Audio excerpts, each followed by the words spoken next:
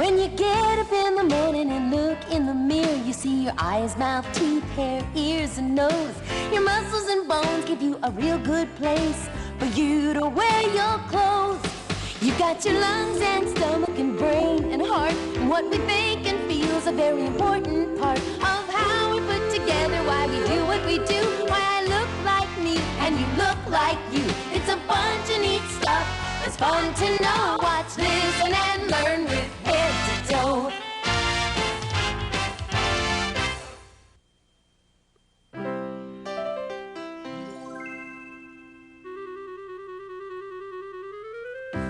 Okay, are you ready? Ready. Tell us what this is. A feather? Are you sure? It's a feather. It's a feather. Correct. Can you tell us what this is? A music box. Yep. Tell us what this is. I think it's a banana. And It what? open your mouth. Take a bite. A banana with peanut butter on it. Correct. Well, how did Louisa know that it was a feather or a music box or a banana with peanut butter on it? Well, that's because she could feel, she could hear, she could smell, and she could taste. Do you know what those things are? Those are our senses, and we have 5 of them. We have taste, we have smell, touch, hearing, and sight. And you might want to try what the kids were doing, where you cover your eyes and see if you can identify things just by touching them or smelling them or tasting them. And you'd be surprised just how much your 5 senses tell you about the world.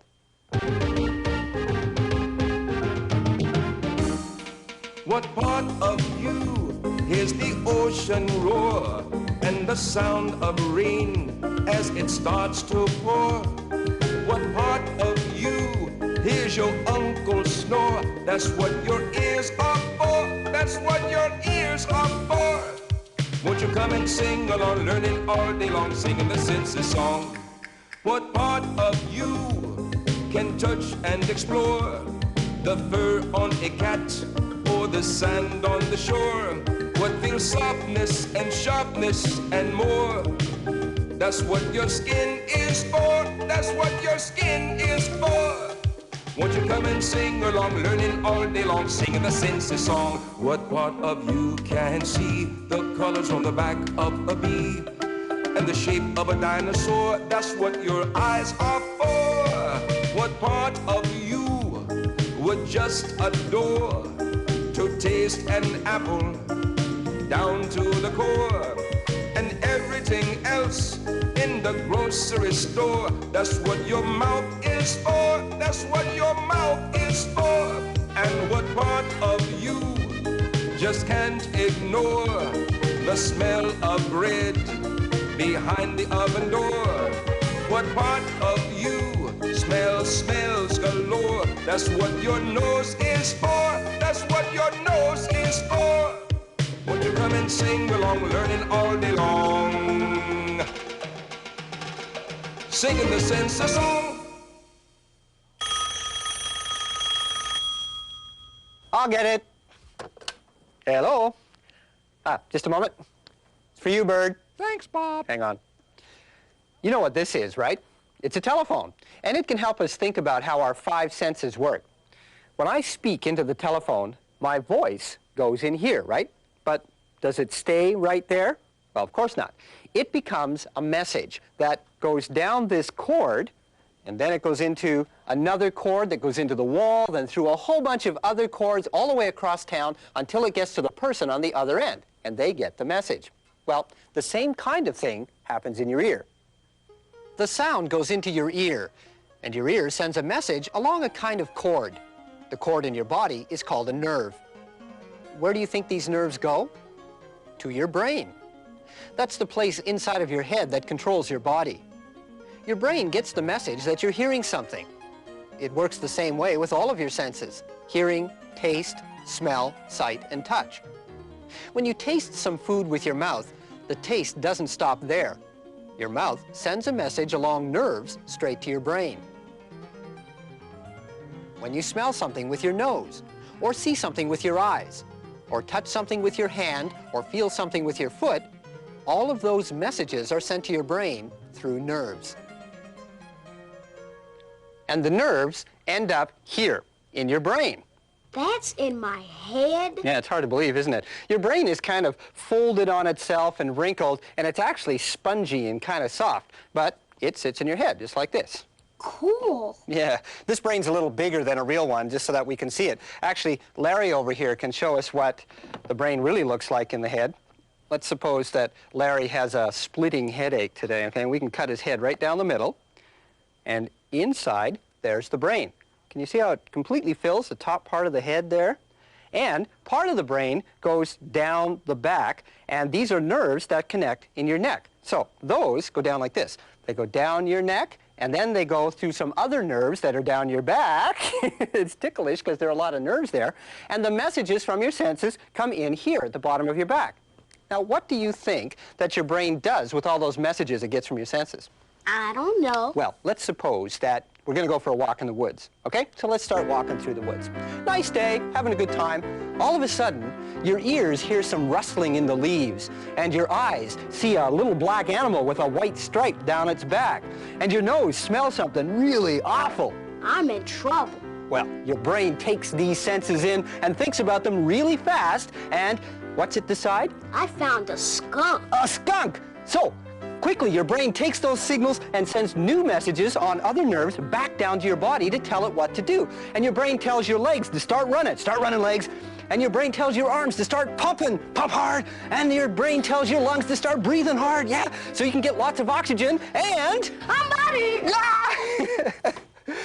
Well, the important thing is that your brain takes messages from your senses, thinks about them, and then sends other messages back to your body to tell it what you do. Your brain is kind of like a control center, and it controls everything that you do. Now, I wonder, when you're walking through a forest and you see a skunk, how do you know that it's a skunk? I mean, that may seem like a silly question, but why don't you say, hey, there's an elephant, or hey, there's my bicycle? Well, that's because you know what a skunk looks like. Your brain remembers it. Maybe you've seen a picture of a skunk or a drawing like this. Maybe you've seen a live one at the zoo or on the side of the road. So your brain remembers what a skunk looks like, so you'll know it when you see it. Now, your brain doesn't remember everything. I mean, I'm always forgetting where I left my pencil. Do you forget things sometimes? Well, that's okay. Everybody does it. But what your brain remembers is amazing. I mean, you remember the letters of the alphabet.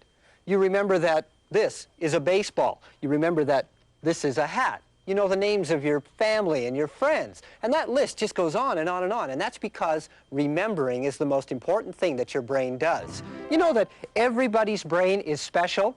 And your brain might be special at some things like arithmetic or spelling. And other people are special in other things. For example, I know that Arnell's brain is really good at something. What? Drawing.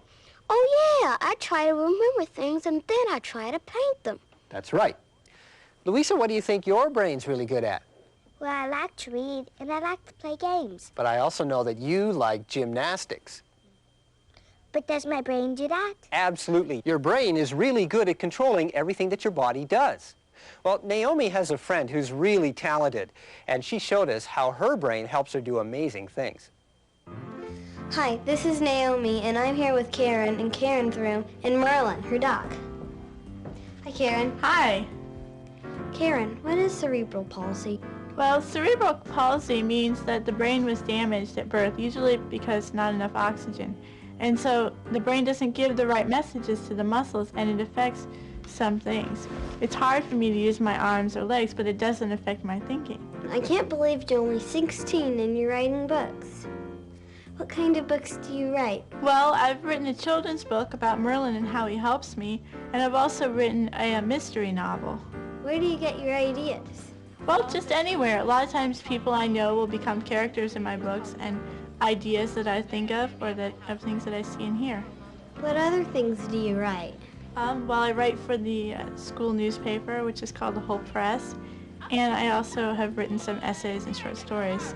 Do you have any problems getting around at school? Sometimes. They've done a lot to help people with disabilities at school by making things more accessible, but a lot of times it's hard because people who aren't in wheelchairs don't know what to do around people who are. How does Merlin help you at school? Well, he carries my books for me. How does he help you around the house? Well, he's trained to retrieve things that I drop because I can't reach the floor when I'm in my wheelchair. And he can go and get my mom if I need her. He opens the door for me, turns lights on and off, all kinds of things. How was Merlin trained to do these things? Well, he was trained by Canine Companions for Independence in Ohio, and they specially train dogs to assist people who have disabilities. Merlin knows about 70 commands. How do you write with your computer? My computer has a special program that can recognize my voice. If I say a word, the computer actually can hear it and understand it, and then it prints it on the screen. And this helps because it's hard for me to type things that are long because my hands get tired. Why do you think you're such a good student? You've won all kinds of awards and everything. I don't know. I work hard and I want to accomplish things, so I just work hard. So your brain is a pretty wonderful thing. It lets you think, it lets you learn, it lets you use your senses. Now, what do you think would happen if your brain was hurt somehow? Well, you may not be able to learn or think or use your senses as well as you can use them right now. You know, this model of the brain that we've been using here is actually made of plastic, and it's kind of hard. If you were to hold a real brain in your hand, it would actually feel quite different. It would feel sort of soft and squishy. A real brain is about as soft as pudding. Plop. And that soft brain needs to be protected. So where does your body protect it? Well, Mr. Bones can show us that. Hi, Mr. Bones. Nice hat. Your brain is protected by a very hard bone at the top of your head called your skull. And you can feel your skull if you just tap your head lightly on the side. You feel how hard it is there? And it's hard all the way around your head. A hard skull protecting a soft brain. And it's important to protect our brains because if you hurt your brain, it's very difficult to make it healthy again. And we need healthy brains because there are 5 senses: hearing, taste, smell, sight, and touch. Your sense organs send messages along cords called nerves. The nerves carry the messages to your brain. Your brain can think. It also sends messages back to your body. It's your control center. Your brain remembers things. Because you can remember, you can learn. Every brain is special and needs to be protected. Ooh, cheer him on. Hey, come on, Christopher, let's do it. Yeah, quick. The time is running out. Is he going to do it? Is he going to make it? He's in the home stretch now. Here he comes. Oh, it's getting close. And, yay! Okay, well, that was pretty good, Christopher, but now, do you think you can do it again faster than that? I'm sure I can. Okay. See how he does this time? Ooh, look at him go this time. Look at how fast he is. You can do it. Come on. Yeah, whoa, look at that. New world record, yay! Now that's using your brain. Okay, Lucy, do you want to try one too? Here, let's see if you can do another one. See if you can get across the river, okay? This is another.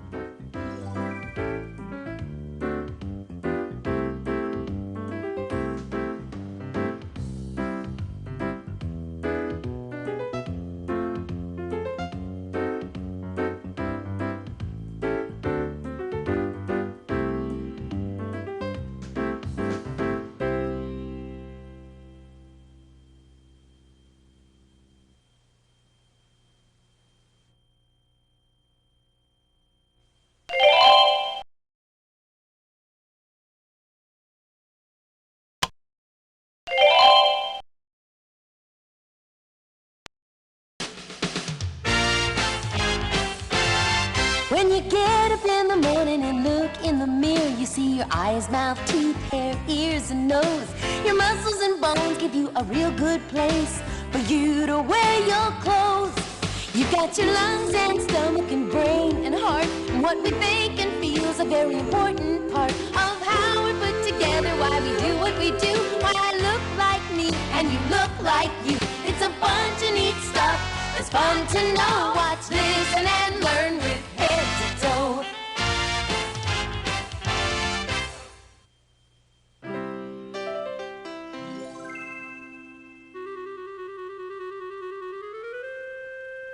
Don't touch that dial. It's time for your favorite show, The Attack of the Invisible Invaders.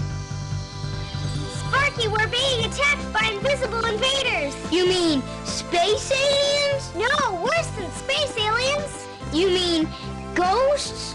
No, we don't believe in ghosts. These invisible invaders are for real. You mean... Yes, Sparky, we're being attacked by germs. Be sure to tune in next time when Sparky says, I don't feel so good. The end. Bye. Have a good flight. Say goodbye, bird. Attack of the Invisible Invaders? It sounds like some kind of scary movie. Ooh. But you know, invisible invaders really do exist. We call them germs. And germs are so small that you can only see them through a microscope. Germs float through the air, they land on your furniture, they cling to your drinking glass. Ugh. They even land on your skin. Germs are everywhere. And it's important that we think about germs because if they get inside your body, you can become really sick. And we all know that getting sick isn't much fun. So let's have a look through the microscope and see what these tiny germs really look like. Germs are alive. If germs like these get into your body, you might get the flu. Germs may give you a runny nose, sore throat, make you sneeze and cough so you have to stay home from school. These germs can get into your body and make you sick. But how do they get in there? I mean, your skin covers most of your body and it protects you against germs, but your skin doesn't cover everything. It has holes in it. In fact, I hate to tell you this, but you've got holes in your head. Bob, that's not a very nice thing to say. Well, it's true, Shauna. You do have holes in your head. What do you listen with? My ears. Aha, 2 big holes right in the side of your head. What do you speak with? My mouth. Aha, another big hole right in the front of your face. And my nose is another hole. Right, so we've got 3 holes right there, 3 ways that germs can get in. But what do? I mean, you can't cover your ears and close your mouth and plug your nose forever. So how do we protect ourselves against those germs? And now it's time for the Attack of the Invisible Invaders, Part 2. Sparky, the invisible invaders are all around us. They're on my microphone. They're on my juice glass. They're floating in the air. We have to stop them before they enter our bodies. But how? Sparky, what are you doing? No germs can attack me in here. There has to be an easier way. Well, Sam's right. Germs are everywhere, but you don't have to wear a rubber suit and a mask to keep them out of your body. There are other things you can do, things that are really easy. What do you think is the best way to protect yourself from germs? Should you clean your room, wash your hands? Or comb your hair. What do you think is the best way to keep germs out of your body? You decide. Well, what did you decide? Shauna, do you know the answer? Wash your hands. Right. When you wash your hands, you can see that dirt gets cleaned away. But what you don't see is that most of the germs on your hands get killed. That's because soap and water kill germs. And your hands can have a lot of germs on them. Why? Because we use our hands for everything. Hello, ladies and germs. And speaking of those cuckoo nutty little wacko germs, nobody wants them. So here's a little tune about what you can do to get rid of them. What you gonna do today? What things will you make? What games will you play? Whatever you choose, you're probably gonna use your hands. Are you gonna tie your shoes? Will you comb your hair? Will you read the news? Even just reading, buddy, you'll be needing those hands. You might clean up your bedroom or go dig around for worms. But did you know that much of the world is positively crawling with germs? What you gonna do tonight? Will you help make dinner? Will you sit and write? no matter what is done.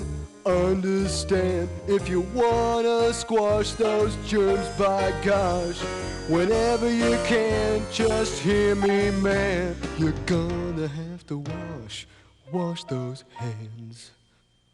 Scrubby-dub-dub.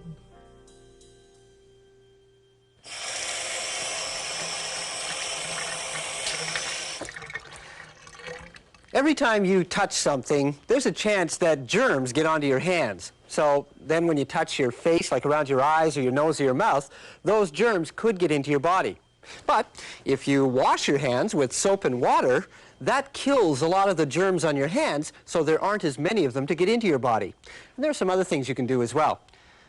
Suppose you're outside playing and you fall down and you cut yourself. You know, I mean, it happens all the time. You scrape your knee. Well, that cut becomes another hole in your body. So if you wash the cut with soap and water, then that can prevent germs from getting in. Here's something else. Suppose you're thirsty. You'd like a drink? Go over to the sink and you see a glass sitting there. But other people have been drinking from this glass before you. Should you take a drink from it? Yes or no? Well, the answer is no. The people who drank from this glass before you left germs around the rim. So when you drink from it, those germs can go into your mouth and into your body. So wash the glass before you drink from it. One more thing. Suppose a friend of yours got a really nice big lollipop and has been licking it away, and they offer you a lick. Should you lick the lollipop? Yes or no? Even though you can't see them, the germs are there, and they could make you sick. But you know something? Oh, hi, Mr. Bones. Nice mask. Your body is very, very good at fighting germs. Inside of your body are millions of special cells, a tiny army of germ killers that live in your blood. When germs get into your body, these special cells find the germs and attack them. These germ killers are always at work trying to keep you healthy, but sometimes they can't kill the germs fast enough, and, well, that's when you get sick. So what happens then? Well, that's when your doctor or your parents give you medicine. Some medicines are germ killers too. They find the germs, attack them, and soon you feel better. Shauna has some pictures of different kinds of medicines. So Shauna, who's the guy in the picture? That's my friend Joey. So where are his medicines? Well, sometimes when you're sick, you have to take pills, and sometimes the medicine is in a bottle. When it's a liquid. You take it with a spoon. This really isn't medicine, but when you're sick, getting rest is good because that helps kill germs too. And sometimes you have to go to the doctor, and he gives you a shot. Do you like getting shots? No, I hate them. Why? Because they hurt. Oh, well, sometimes they sting just a little bit, but that's only for a moment. Then the germs are killed faster and you feel better that much quicker. So what's your last picture? That's Joey. Joey, where?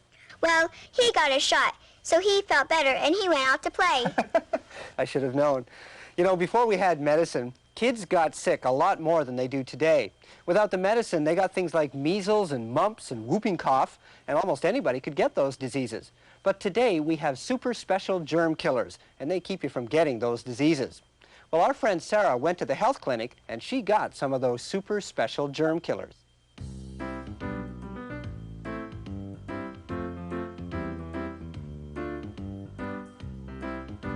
But Dad, I'm not sick. I know you're not sick. So why do I have to go to the doctors? Sarah, sometimes we have to go to the doctors even when we're not sick. Why? I'll let the doctor tell you. Okay.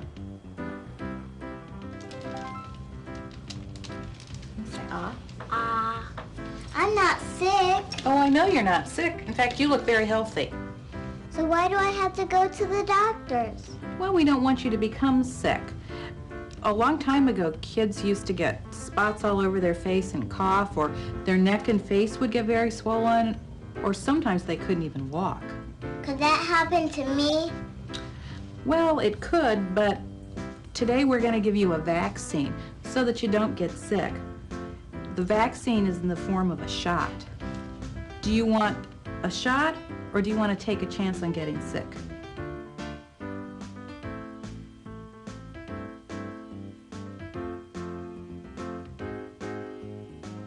I think I want to have a shot. I think you made a very good choice.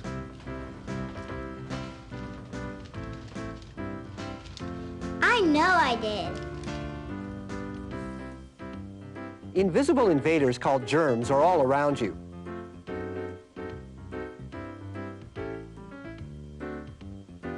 They can get into your body. You get a lot of germs on your hands, but soap and water kills germs.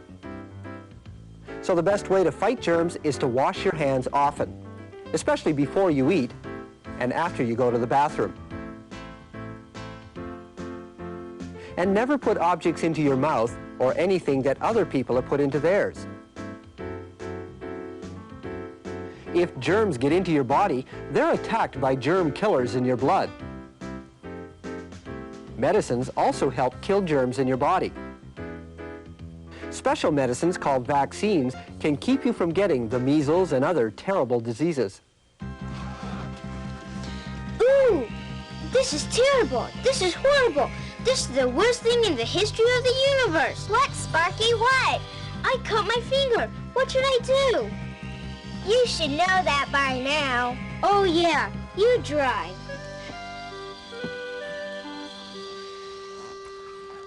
Will Sparky be okay? What should he do to the cut on his finger to protect him from the attack of the invisible invaders? Do you know?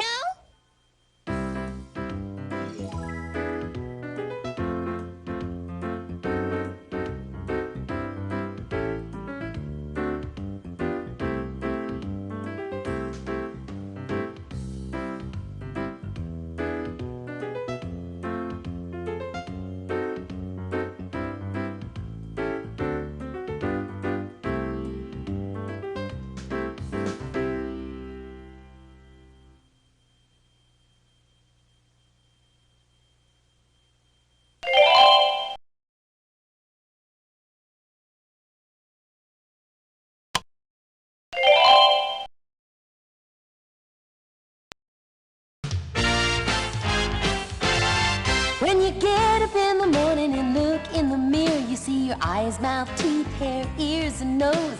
Your muscles and bones give you a real good place for you to wear your clothes.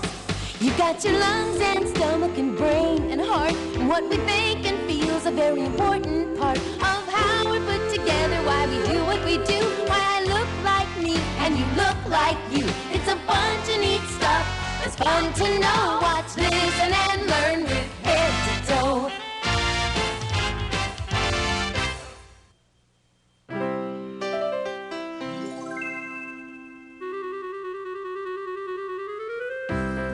So are you ready, Christopher? All set. Christopher took his tape recorder and he recorded all kinds of interesting sounds, and he wants us to try to guess what they are. Okay? Listen. That's easy. That's the sound of a clock. Uh-huh. Okay. Oh.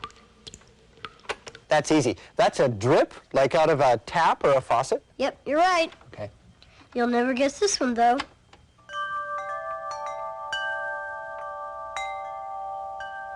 Gee. That sounded like somebody playing some kind of musical instrument.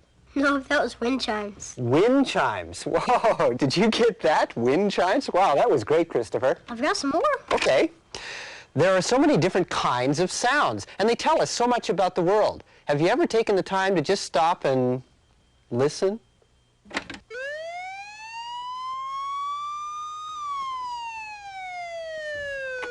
Well, that was a siren. Was it a police car? An ambulance. Ah, okay.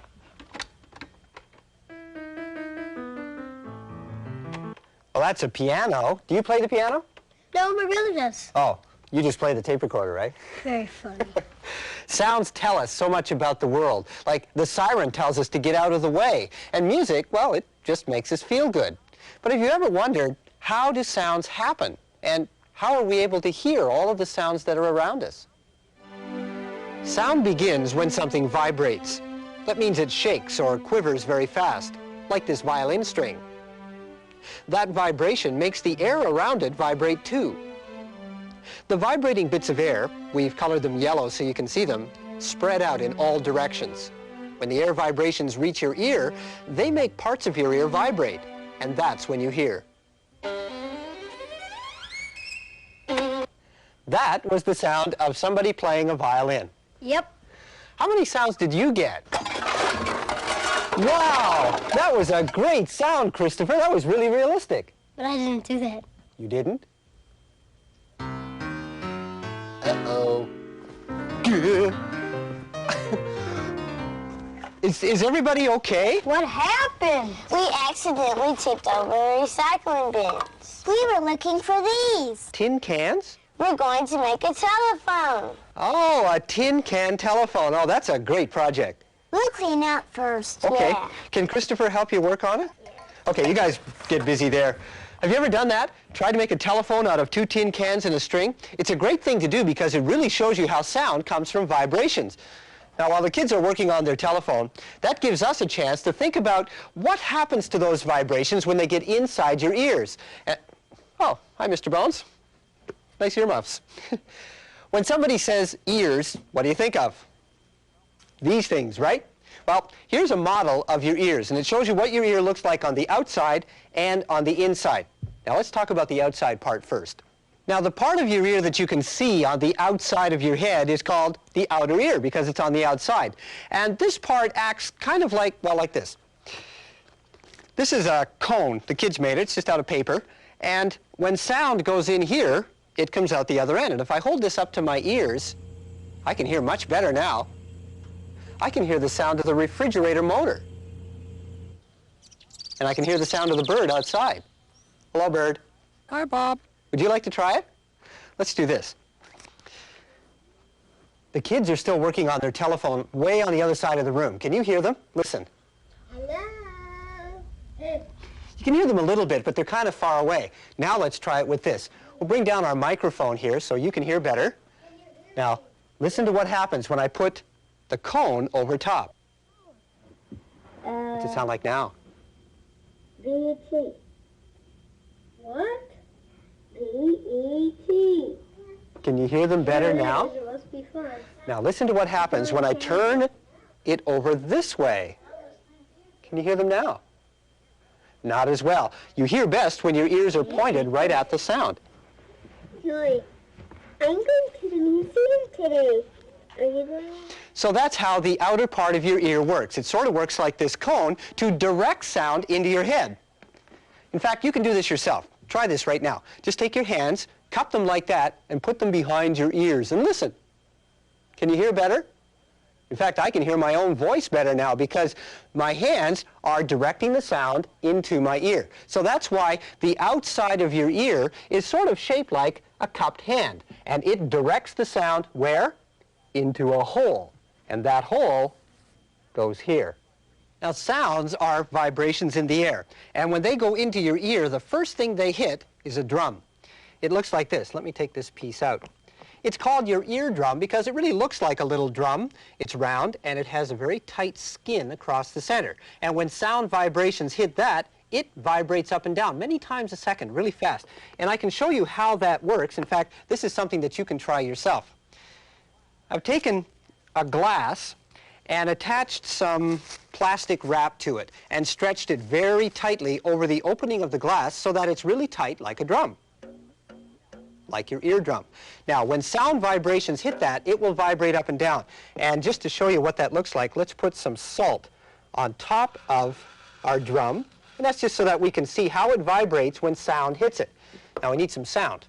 Let's see, here's a ukulele. We can use this.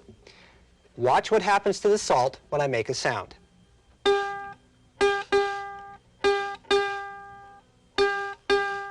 Can you see how the salt vibrates? It dances around. That's because the surface of the drum is bouncing up and down, vibrating when the sound vibrations hit it.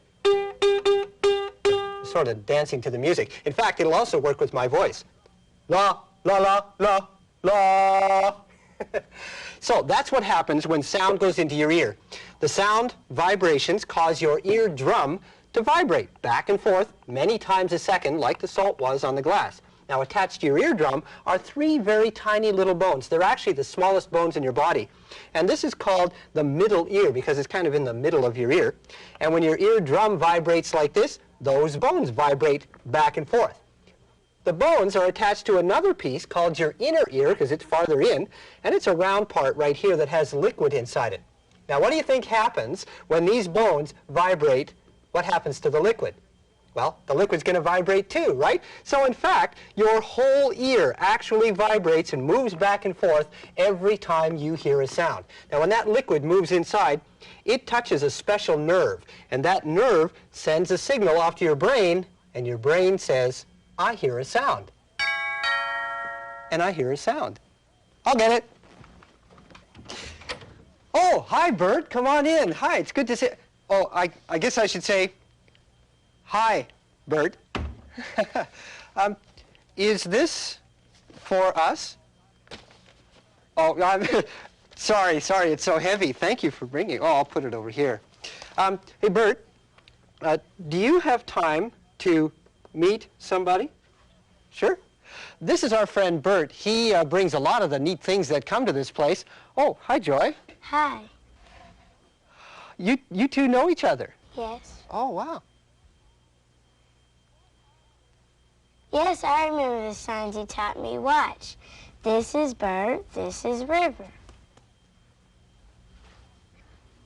We are going to make a telephone.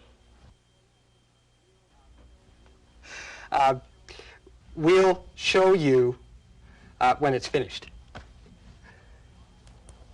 Oh, okay. Bye, Bert. Sorry you gotta go. I have to go to work on the telephone. Okay, you go work on that with the other kids. Gee, I wonder what this is. Fun stuff. I'll have to open that later. Do you hear all of the sounds around you? Are your ears okay? Well, one of the ways that you can find out is to have your ears tested. And that's what Diego did last week. And I'm going to put these on. We're going to do one ear at a time. You're going to hear some different sounds. It's going to go kind of beep, beep, beep. Okay. Can you hear the beep? I want you to just raise your hand for me, okay? This one real high. Okay. If you have any questions, you stop me.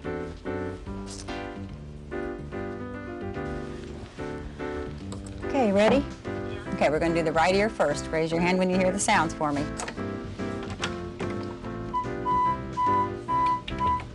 Good. Now it's going to get softer. Listen for this one.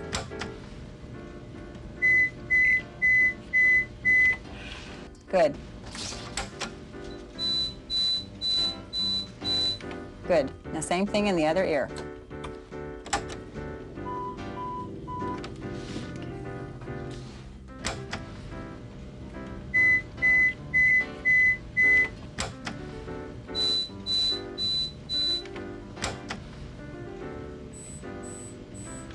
Good job. Okay, now this is a graph. Going across here on this graph are the pitches from low pitch to high pitch. Going down is loudness. Down to this black line is considered within normal. The red marks are his right ear, blue marks are his left ear. So it all looks very much within normal across the board at all the pitches. So everything looks very normal. Looks great. You did a good job. Good. Yeah. Do you have any questions? Well, Diego's hearing is very good, and that's great. But he still needs to protect his ears, because if you don't protect your ears, you can lose your hearing, especially when it comes to things like loud sounds. So if you listen to music, especially the real boomy kind, if it's too loud, it can damage your ears. That's why people who work in loud places, they wear things like this. These are ear protectors, and they block out a lot of those loud sounds so the ears are not damaged. Did you know that you can damage your own ears? Every time you clean them, you should never, ever stick anything like this inside your ear. This is a cotton swab. Now, you can clean lots of things with these, but not your ears, because your eardrum, remember that little drum that's just inside your ear? Well, if you put a cotton swab in, it could push against that, and it could damage your eardrum and damage your hearing. So if you're going to wash your ears, do it with a cloth, and just wash the outside of your ear and do it very gently. It's important to keep your ears healthy because the world is full of sounds. Sounds begin when something vibrates. Vibrations travel through the air to our ears. The ear has 5 major parts. The outer ear, which you can see, the eardrum, 3 bones attached to the eardrum, which pass vibrations on to the liquid in the inner ear, which sends a message through a nerve all the way to your brain. Some people are hearing impaired. Many of them use signs to communicate. You can have your hearing tested.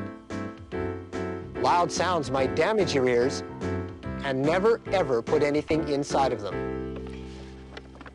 So, what's in the box? Well, I don't know. This is the box that Bert brought me, so let's see what it is in there.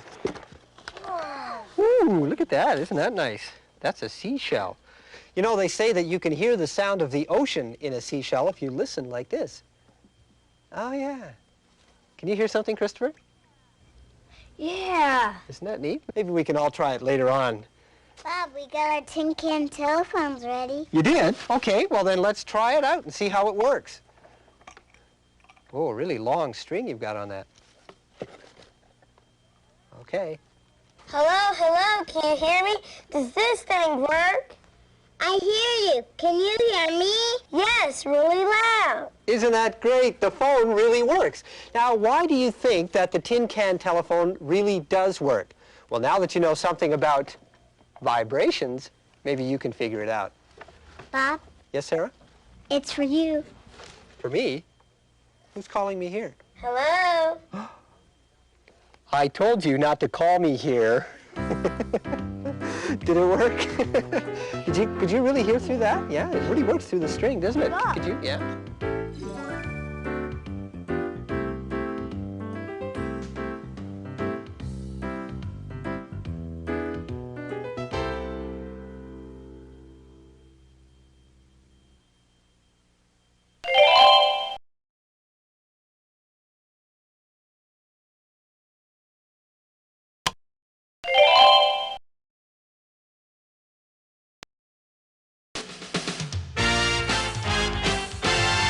When you get up in the morning and look in the mirror, you see your eyes, mouth, teeth, hair, ears, and nose. Your muscles and bones give you a real good place for you to wear your clothes. You've got your lungs and stomach and brain and heart, and what we think and feel is a very important part of how we're put together, why we do what we do, why I look like me and you look like you. It's a bunch of neat stuff. It's fun to know. Watch, listen, and learn with head to toe.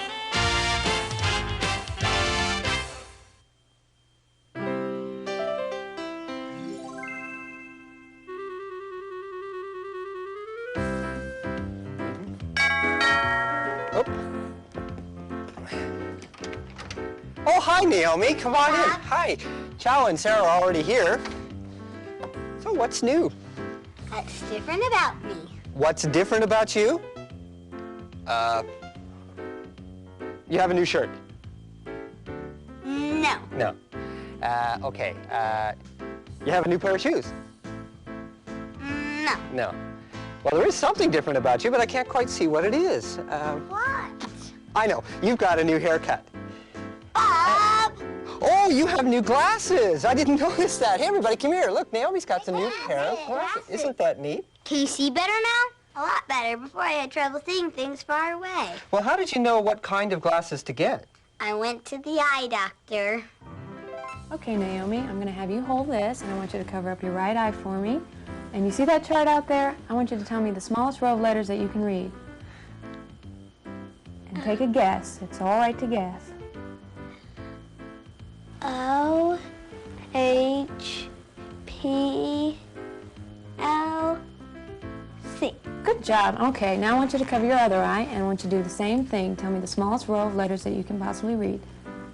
Okay, Naomi, I'm going to have you put these red-green glasses on. Okay, can you see those dots out there? Yeah. Okay, I'm going to cover one eye. Tell me what's the number of dots and what color they are. 3, and they're green. Good. And what about now? 2, and they're red. Okay, now what we're going to have you do, I want you to look out in the distance for me and just keep looking out there. Good. I'm going to be shining this light in your eye. Just keep looking out there. Good.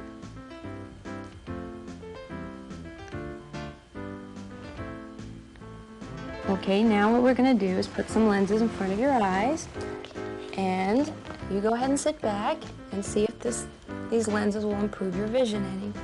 What I'm going to have you do is look out at that chart. Can you see that row of lines? Yeah. All right, I want you to tell me when that first gets a little bit blurry to you. A little blurry. It's a little blurry. Can you make it out here? No. No. Okay, I want you to tell me when you can first see a letter on that line. I can see a letter. Okay, does this improve it any? Yeah. Okay, what about here? Or does it look the same? It just looks the same. Looks the same. Good. Okay, I want you to keep looking at that row of letters, and I want you to tell me which one looks better to you. 1 or 2? 1. Good. Okay, Naomi, what we're going to do now, if you look out through those lenses, and then look out without the lenses, which looks better? With the lenses. Okay, good. So what we're going to do now is go to the frame room and help you pick out some glasses for your new prescription. Okay. Okay. Try these out. The only hard part was deciding which ones look best.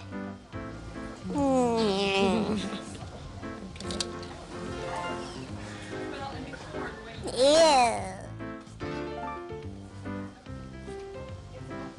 I like these.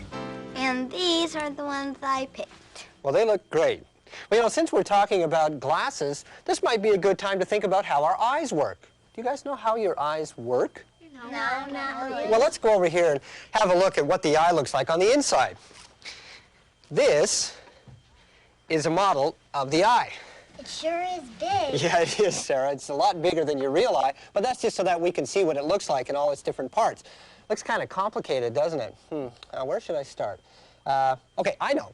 One of the things that your eyes can do is move. Can you move your eyes in your head? Can you move your eyes in your head? Back and forth, side to side, like that? Now, it's a good thing that your eyes can move because, well, can you imagine what it would be like if your eyes looked straight ahead all of the time? Hey, what do you think it would be like to read a book? I'll show you. Yeah, that's right. Left, right, left, right, left, right. That's right. Your neck muscles would get pretty sore just reading a book. You know, you look like a cat when you do that. Cats cannot move their eyes very much in their head. And if you play with a cat, they have to follow. If you play with a string, you know, the cat goes, they move their whole head because they can't move their eyes like we can in our head. You know something else? Because your eyes can move in your head, you can see when you walk down the street. If your eyes were just straight ahead, everything would be really blurry. It'd be something like this. You know what this is? A camera. Right, it's a video camera. Now it's kind of like an eye, isn't it? Sort of like an electric eye. And this part at the front here, the eye of the camera, cannot move in the camera like your eyes can move in your head. So if you walk with a camera down the street and you're not careful and you're just kind of going, la-da-dee-dee-da-da-da, oh, look at that over there. Oh, look at that down there. Look at this up here. The picture gets really blurry, right, because it's moving too fast. It can't compensate. But when you walk down the street, you can move your head and your eyes stay pointed straight ahead. Can you do that? See if you can look straight ahead, move your head up and down like that, or side to side, and keep your eyes straight ahead. See how your eyes can keep looking? And that's so that you can see when you walk. Well, what do you think it is that makes your eyes move like that in your head? Muscles. Muscles. Muscles, right. Anything that moves in your body moves by muscles. And that's what these red things are. These long red things on the eye, those are the muscles that make it move. And those little muscles work really hard because your eyes are moving all the time. Those muscles move about 100,000 times a day. Isn't that amazing? Yeah. Never stop moving. Now, there's another part of your eye. Suppose you were sitting in a room by a window, and all of a sudden this really bright sunbeam comes flashing through at you. What would you do, Naomi? I'd shut the shade. And what would that do? Keep the light from coming in. Right. Well, there's a part of your eye that does the same thing as a window shade, and it's called the iris, and it's right at the front, and that's the part of your eye that usually has color to it. And in fact, I can see 3 different colors of iris right here. Chow's iris is kind of brown, and Sarah's iris is kind of blue, hazel, and Naomi's iris is really dark brown. Oh, what color are mine? Kind of brownish, reddish. Brownish green. Here's an iris. Watch what happens when the light gets brighter. Did you see it close down? And when the room gets darker, the iris opens wide. Now that black spot in the middle of your eye that gets big and small when light shines on it, that has a name, and it's called the pupil. Pupil? Like in school? Well, yeah, it's got the same name as the pupils in school, Sarah, but this one's a little different. Let's look at the pupil that's in the iris of this eye. We'll take it apart here. First, we'll take the muscles off, these red things. Remember the muscles that let your eye move in all those different ways? And we'll take the eyeball off the top here. And right at the very front of the eye, there's the iris. That's the part that has the color. And right in the middle, you see that hole? That is the pupil. Now, I wonder, what would it be like if light could not go through that hole? You can't see anything. Yeah, that's right. If there was no light going through the pupil, it would be dark. You couldn't see anything at all. Now, after the light goes through that, then, Chow, can I borrow your magnifying glass that you were using earlier? Sure. Do you want to look at something with it? Yes, I do, Sarah. I want to look at something, but I also want to look at a part of the magnifying glass itself. Have you ever seen one of these? Do you know what the glass part of the magnifying glass is actually called? Naomi, do you know? The lens? Very good. It's the lens, just like the lenses in your glasses. And lenses are neat because you can look at things with them, and sometimes things look kind of fuzzy, but then when you bring it down a bit, it gets really clear and it becomes focused. You can see a nice clear picture with the lens. Well, right at the front of your eye is a lens. Look at this. It's got exactly the same shape. It's curved. And when light goes through that, it can make focus pictures just like a magnifying glass can. Now, you can actually make a working model of your eye with stuff you can find in your kitchen. Here's something you might try at home. All you need is a tin can. It's going to be a tin can eye. Take the ends out of both ends of it. You need an elastic band and a piece of waxed paper.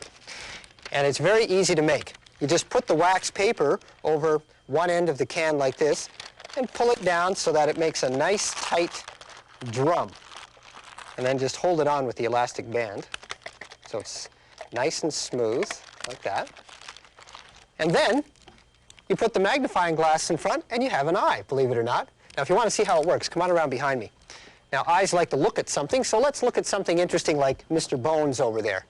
We hold the magnifying glass up and Wow. there he is. Look at that.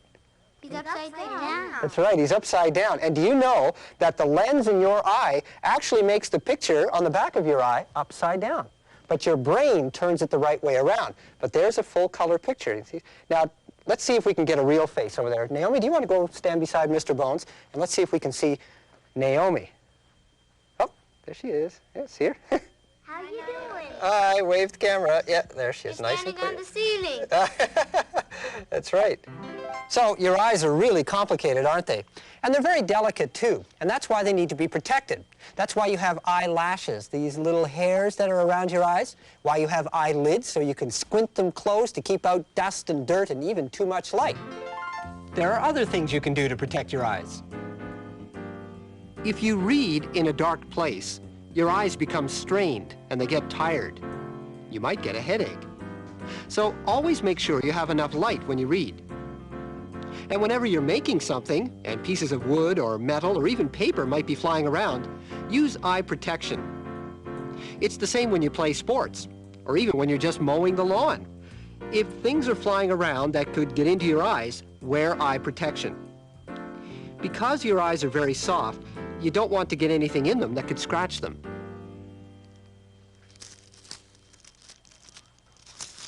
Bob?